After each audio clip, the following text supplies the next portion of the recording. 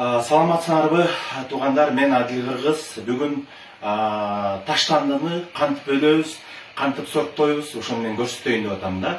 Азыр эле мен болсо супермаркетке бардым. Көрүп турасыңар. Мен глобусту реклама кылбай эле коеюн, бирок анча-мынча продукт алып келдим да. Нан.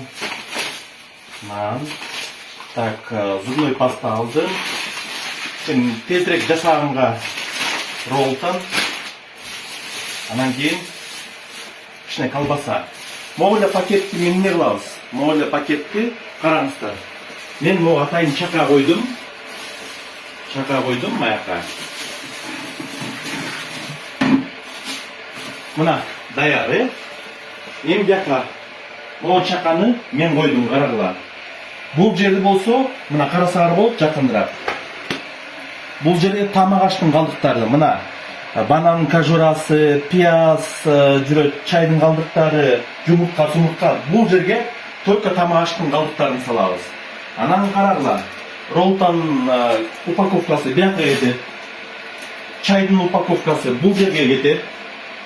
Карагыла, морожененин упаковкасы бияка кетет. Колбасанын сырткысы бияка кетет. Чай, роллтондун ушулардын баары бияка кетет да. Могу коробка, чайдын коробкасы, кагаз бияка кетет. Мына бул пакеттердин баары өзүнчө бияка кетет да. Мына тамак аштын калдыктары бияка былжырап турат да. Эгерде бул былжыраган нерселердин баарын бияка салып берсеңер, калганын бияка эле салып бергиле.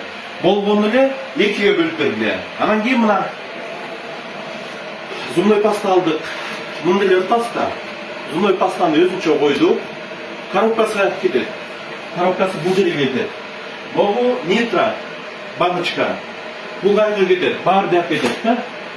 Анан карагыла, бул жерден тамак аштын калдыктары өзүнчө.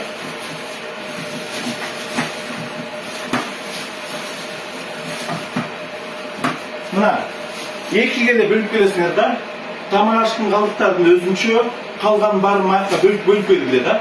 Тамак аштын калдыктарына өзүнчө бак коюп берем, өзүнчө салабыз.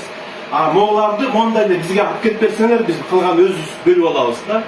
Баарыңарга рахмат. Адил Кыргыз.